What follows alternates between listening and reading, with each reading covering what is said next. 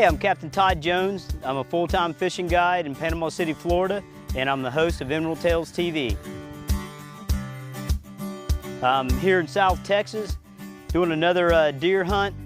It's my second year that I've been down here, and it's just fantastic hunting. We always start off this early season just trying to get the ranch together and kind of get an assessment of stands and stuff like that. We usually try to take a few does and some hogs and just kind of get the year rolling.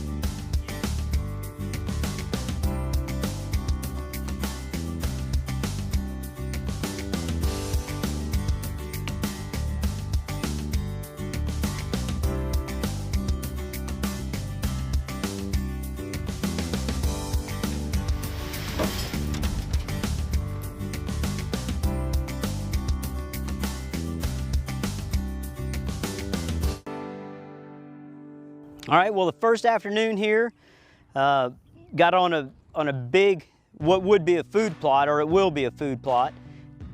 So there's a lot of hogs coming into this stand right here, so what we're gonna do is put down this to die for first. It's the corn, and then I'm gonna put hogs, hammer it, put this down, and it's a really strong scent that's gonna attract the hogs, and hopefully it'll kind of keep the doves and the does away from it, and just the hogs will come get it.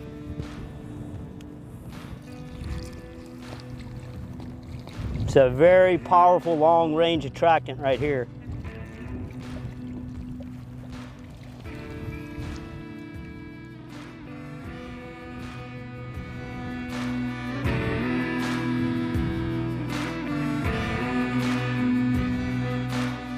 Well, we're sitting in this big open field here.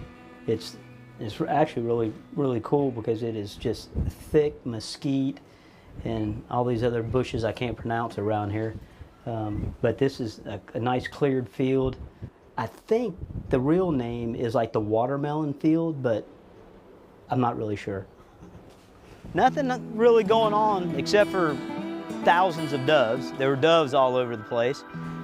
We saw a doe, a pair of fawns, and they just kind of meandered around the whole field, just not really. I think they didn't want to come out on that field because it was so hot, so they kind of stayed on the edges in the shade. So the first afternoon was a little slow start to the 2019 season, but the second afternoon, things picked up a little bit. On the second afternoon of the hunt, our luck changed a little bit. You know, we had a little bit of a rainstorm that came in, cooled things down just a little bit. Right after that rain left, we had one lone doe, which is actually what we're looking for. One doe all by herself, a good sized doe, and so we were able to take her.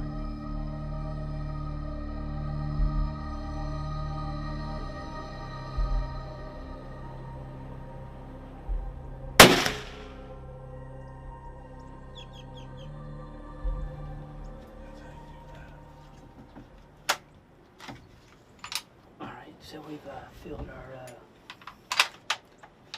doe portion of our meat quest.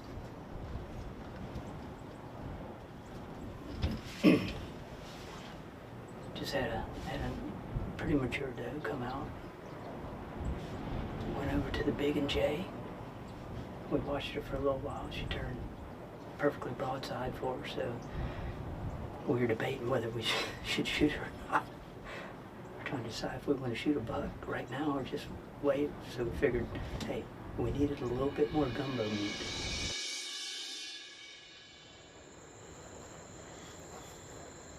Well, you slammed out, Todd.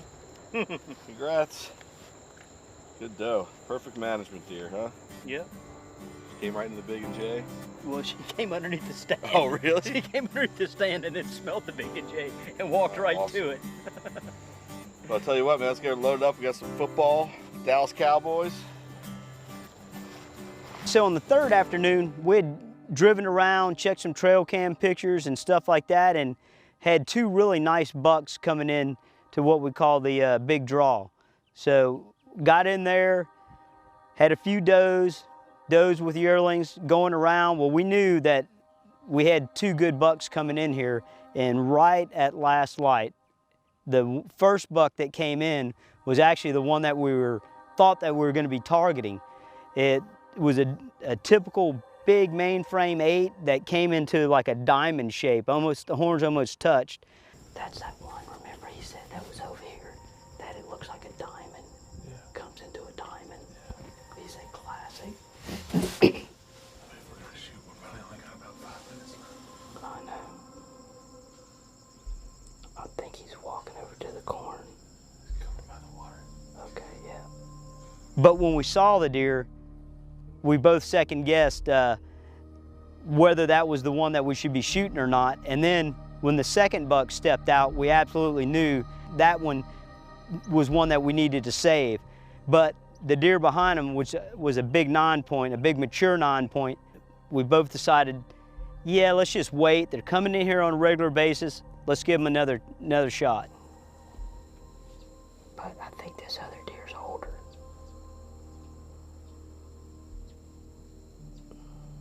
Our whole focus for the next couple days turned on that deer.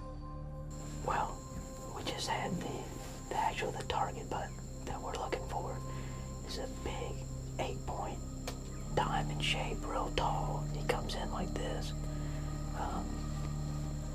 The dilemma was another buck came in behind him that was a much bigger body, and we're trying to decide which one, if we should shoot that other one. And then it's right here, last light, and we just both decided we'll go look at the footage tomorrow or tonight and come back in here and see if we can really look at him a little bit better on film and look at him and hopefully get him tomorrow.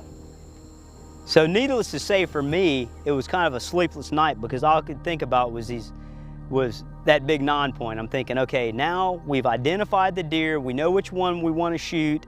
Okay, we've got the deer assessed, we're ready. I mean, I even told August, I said, as soon as that deer comes out, I'm putting the gun out the window, we're gonna be ready to shoot. Well, we're getting ready to get in the stand. We've got a good crosswind blowing. So I'm gonna use some of this, the Big & J Liquid Luck. It acts as a cover scent, but also as an attractant too. So we've got a crosswind blowing like this. I'm gonna go get in the stand. So this is gonna kind of serve as a little bit of a attractant going downwind right here. So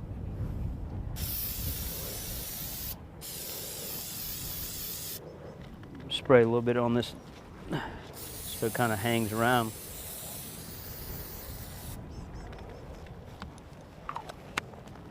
And we're ready to go. Well, we're back here in the same stand we were yesterday afternoon and this morning. Yesterday afternoon we saw 2 really nice bucks. Got some good footage on them, but we elected just to go back and look at that before we tried to take one of them, so we made an ethical decision just to film them and then really make a good assessment of them. They've been in here, 2 sits in a row, so we kind of know where they're coming from, so we're going to be ready for them this time.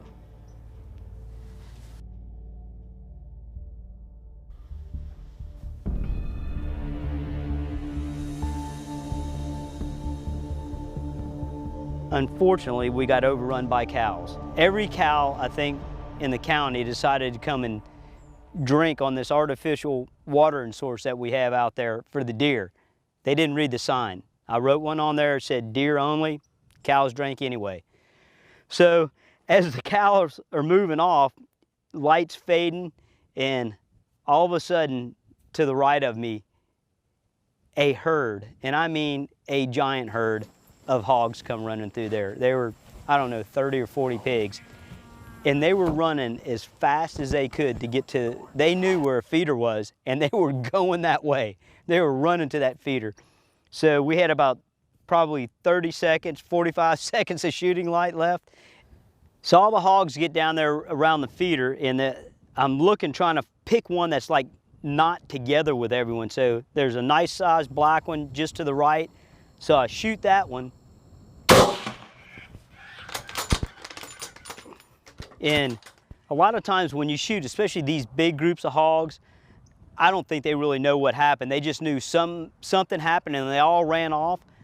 and they're so focused on coming back to eat that they run off and then they started coming back.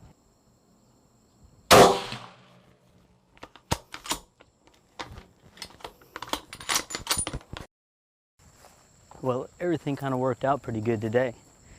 We lost shooting light to be able to shoot over where those bucks had been coming into, and just about that time, I don't even know how many pigs there were. There, I would say at least 30 of them. August says, "Look, pigs!" And I'm thinking they're at the feeder. I look on side of us, and they're just a line of them just running down there towards that corn. They saw that doe out there, and they wanted to make sure they got some corn.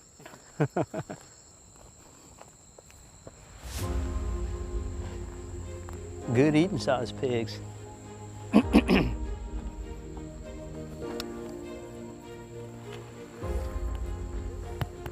Perfect little eaters right here. I think that's a little sow.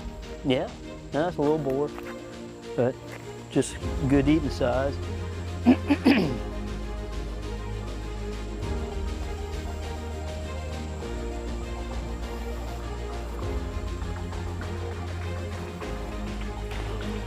Here, another little boar.